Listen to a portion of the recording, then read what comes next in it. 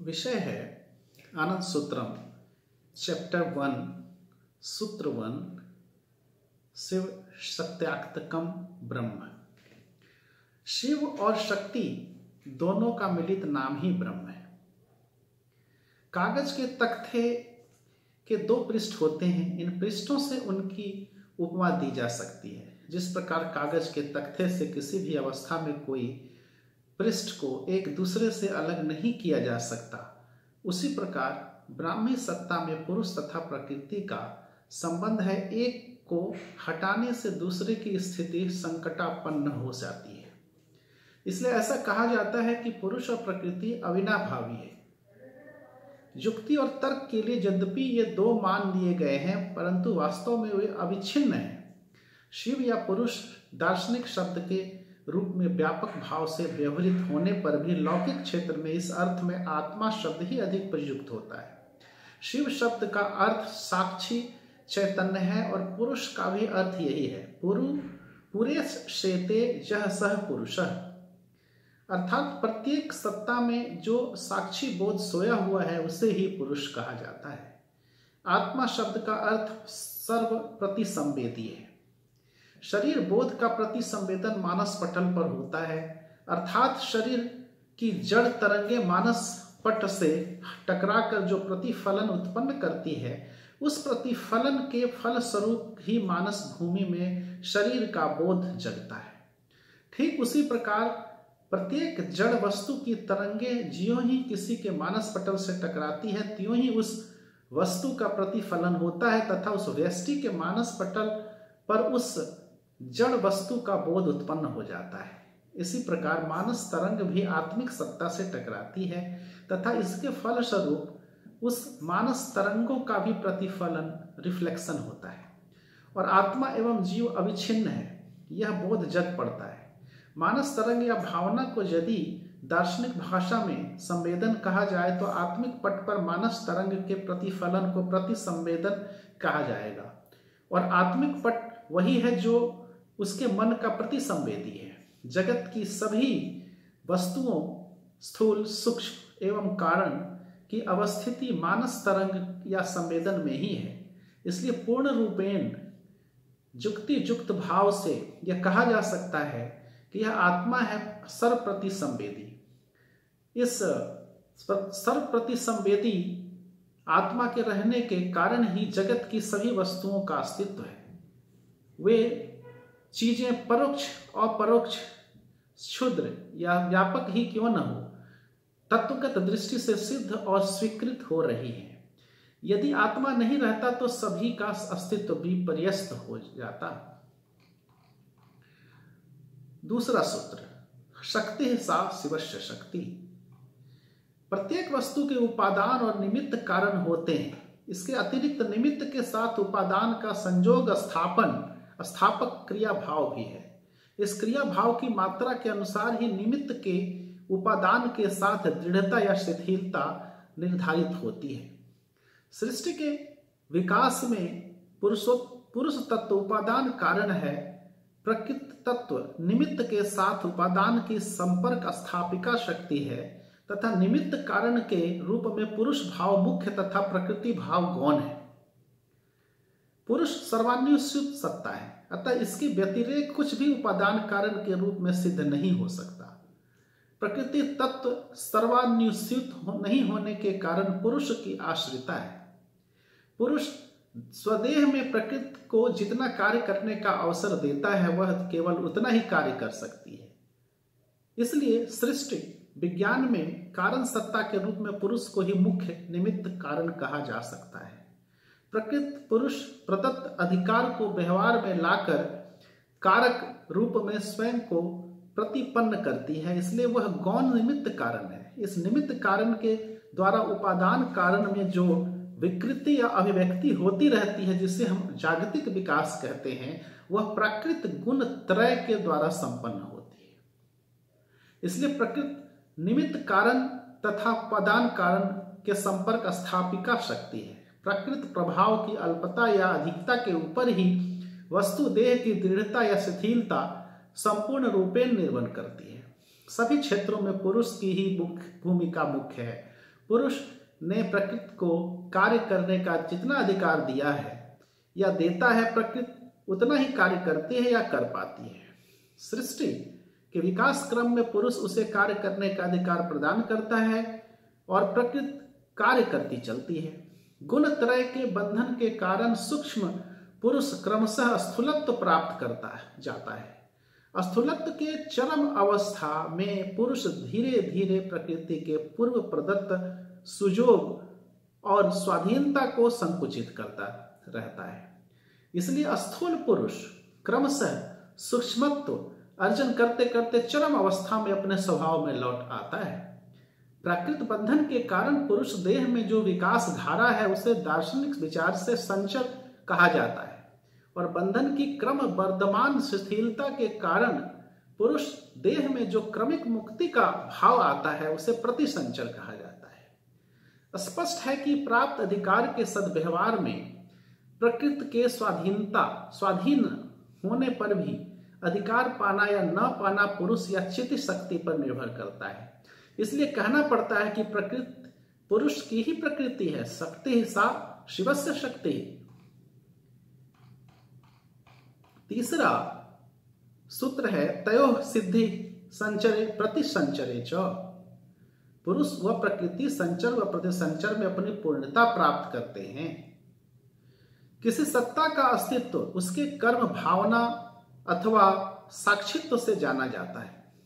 साक्षित्व भाव पुरुष के तथा शेष दो भाव मूलतः प्रकृति के हैं। इसलिए कर्म धारा या भावना धारा की हेतुभूत सत्ता के रूप में प्रकृति की सत्ता तभी सिद्ध होती है जब वह स्वयं विषय भाव ग्रहण करती है। वह स्वयं विषय भाव के साथ मिलकर एक हो जाती है।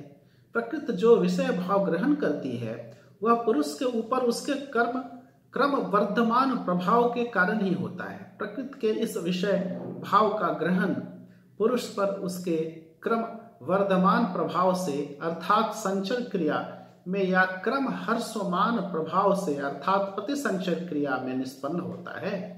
प्रकृति के इस प्रकार के उपादान कारण के रूप में पुरुष तो है ही, इसके अतिरिक्त सर्वावस्था में पुरुष का साक्षित्व है।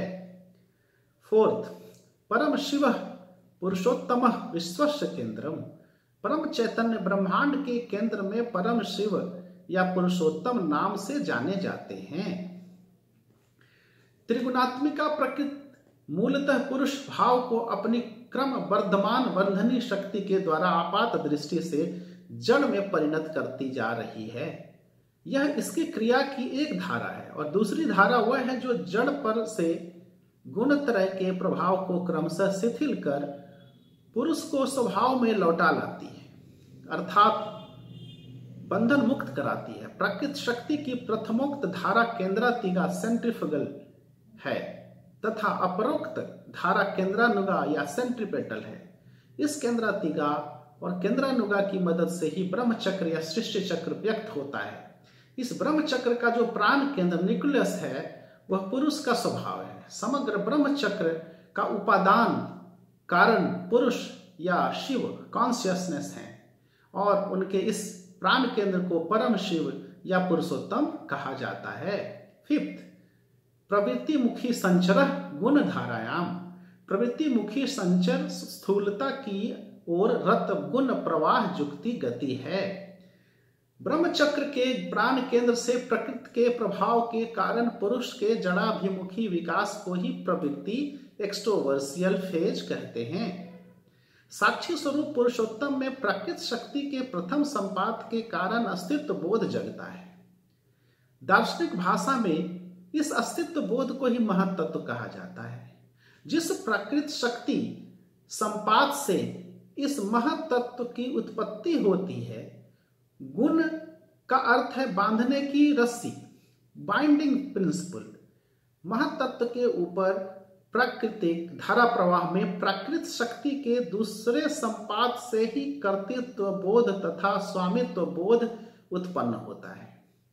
पुरुष इस परिवर्तित अभिव्यक्ति को ही अहम तत्व डोअराई कहा जाता है, तथा जिस शक्ति संपात से यह उत्पन्न होता है उसे ही रजोगुण मोटेटिव प्रिंसिपल कहा जाता है। प्राकृत शक्ति के क्रमिक धारा प्रवाह में अधिक शक्ति संपात के कारण परिशेष में उद्बुद्ध होता है विषय भाव या पुरुष की चरम स्थूलत्व प्राप्ति, the crudest objective counterpart of the subjective cosmos. पुरुष की इस अवस्था को चित्त या माइंड स्टफ कहा जाता है। जिस शक्ति संपात के कारण इसकी उत्पत्ति होती है, प्रकृति की उस शक्ति को तमोगुण स्टैटिक प्रिंसिपल कहा जाता है। अर्थात एक ही पुरुष से प्रकृति की और इसकी क्रमिक गुणधारा में ही संचर क्रिया निष्पन्न होती है। 6th सूत्र, निवृत्तिमुखी प्रतिसंचरः गुणावक्षयेन, निवृत्तिमुखी प्रतिसंचरः गुण क्षय गति है। वृत्ति की वृद्धि प्रवृत्ति है तथा वृत्ति ह्रास निवृत्ति है। संचर की धारा में पुरुष में प्राकृत प्रभाव से वृत्ति का चरम व्यक्तीकरण होता है। तमोगुणी प्रकृति के प्रभाव से पुरुष देह में जो चित्त सत्ता की उत्पत्ति होती है, वह जीवात्मा के लिए जब अनुभव या वेदनीय रूप से गृहीत होती है, तभी वह पंच महाभूत 10 इंद्रियां तथा पंच तन्मात्र के रूप में प्रतीयमान होती है। गुण धारा की जब चरम अवस्था आती है, तमोगुण का अवक्षय प्रारंभ होता है। अवक्षय का अर्थ है पुरुष प्रकृति के अधिकार को संकुचित करता रहता है। इसके फलस्वरूप पुरुष के आकर्षण से प्रकृति विश्व केंद्र पुरुषोत्तम की ओर अग्रसर होती रहती है। इसके ही प्रभाव से क्रमशः जड़ पंच महाभूत जीव देह, जीव प्राण तथा जीव मन में रूपांतरित अर्थात मेटामॉर्फोज होते रहते हैं। गुण के अवक्षय के कारण अंत में जीव मानस पुरुषोत्तम में लीन हो जाता है। जीव मानस अपने मूल कारण में लीन हो जाता है। इसलिए प्रतिसंचर की चरम अवस्था गुण वर्जित अवस्था है। इसे ही व्यष्टि जीवन का लय कहा जा सकता है। 7th सूत्र, दृक् पुरुषः दर्शनम शक्तिश्च, दृक् पुरुषः शक्ति का अंतिम दृष्टा है। क्रिया भाव दर्शन है, साक्षी भाव दृक् है। दृक् के अनस्तित्व में दर्शन असिद्ध रहता है। मनन, वचन, चरण, ग्रहण ये सभी क्रिया भाव हैं।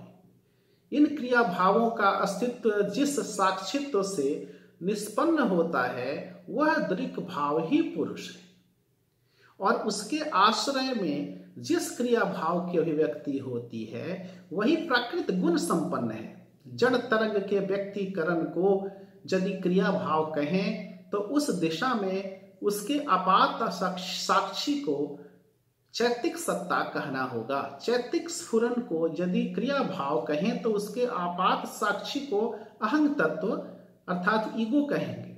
अहंग के विकास को यदि क्रिया भाव कहें तो उसका आपात साक्षी महत्त्व है। मैं हूं के अस्तित्व बोध को या महत्त्व को यदि क्रिया भाव कहें तो उसके साक्षी भाव अर्थात मैं जानता हूं कि मैं हूं, यह भाव ही चरम साक्षी रूप में ग्रहणीय है। यह जो मैं जानता हूं है, यह किसी का आपात साक्षी नहीं है। सर्वावस्था में सभी वस्तुओं का परम साक्षी है। अतः विशुष्क विचार से यह भाव ही दृक् पर्याय भुक्त है। यह ही पुरुष का विषय युक्त है।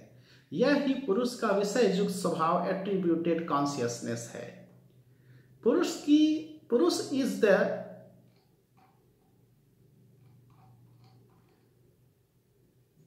आठवां सूत्र, गुण बंधनेन गुणाभिव्यक्ति। जैसे जैसे गुण अपना बंधन दृढ़ करते हैं, उनकी पूर्ण अभिव्यक्ति पंच महाभूतों में होती है। गुण का अर्थ बांधने की रस्सी है। जिस वस्तु पर बंधन जितना दृढ़ है, वह वस्तु उतनी ही स्थूलत्व प्राप्ति करती चलती है। पुरुष प्रदत्त स्वाधीनता से प्रकृति जब पुरुष को बांधती है, क्रमशः गुण बंधन से चेतना पुरुष महत्त्व अहंग तत्व चित्त आदि में रूपांतरित होता रहता है और इसके बाद चैतिक सत्ता पर अधिकतर तमोगुण के बंधन के कारण आकाश तत्व का उद्भव होता है। क्रमशः आकाश मरुत तत्व, मरुत अग्नि तत्व, अग्नि तत्व जल तत्व तथा ततोधिक बंधन से स्थिति तत्व का उद्भव होता है। इस स्थिति तत्व में भी बंधन मात्रा भेद है। बंधन की दृढ़ता से भूत देह में अंतरान्विक तथा अंतर परमाणुविक दूरत्व ह्रास होता रहता है। फलस्वरूप जड़ देह में अभ्यंतरीण संघर्ष बढ़ जाता है। बाह्य गुणबंधन के दबाव तथा अभ्यंतरीण संघर्ष वस्तु देह में अधिक से अधिकतर गुना अभिव्यक्ति कराता है। इस क्षेत्र में अधिक से अधिकतर गुना अभिव्यक्ति कराता है। इस क्षेत्र में स्मरणीय है कि गुणाभिव्यक्ति का अर्थ गुण सामर्थ्य का अधिक नहीं, बल्कि गुण प्रकाश का अधिक तथा गुण वैचित्र का अधिक है। आकाश तत्व में शब्द वहन करने की क्षमता है। यदि मान लें कि उसका परिमाप 100 है, तो उस क्षेत्र में अधिकतर तमोगुण के बंधन के कारण आकाश तत्व ज्यों ही वायु तत्व में रूपांतरित होता है, उसमें शब्द वहन के गुण के साथ ही साथ स्पर्श गुण भी अभिव्यक्त हो पड़ता है। किंतु गुण सामर्थ्य की वृद्धि होने का कारण वायु तत्व में शब्द वहन का गुण आकाश तत्व की बनिस्पत तुलना में कम हो जाता है, किंतु शब्द गुण और स्पर्श गुण का मिलित परिमाप ही रह जाता है।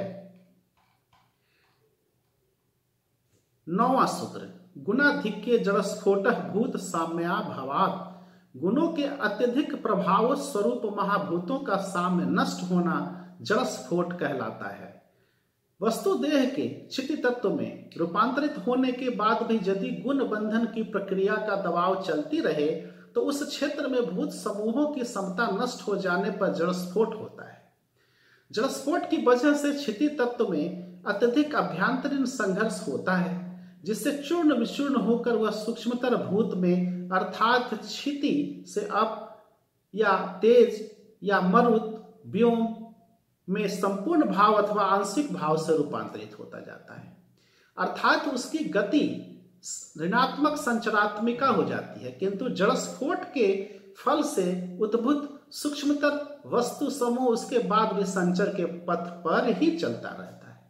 गुण प्रवाह की बाहुलता के कारण ब्राह्मी चित्त का आकाश भूत क्रमशः मरुत मरुत तेज तेज अप और अप क्षिति में रूपांतरित होता रहता है। यह रूपांतरण क्रिया जितनी ही अधिक आगे बढ़ती जाती है, उतना ही भूत देह में गुण वैचित्र्य दिखाई पड़ता है तथा आयतन भी ह्रास प्राप्त होता रहता है।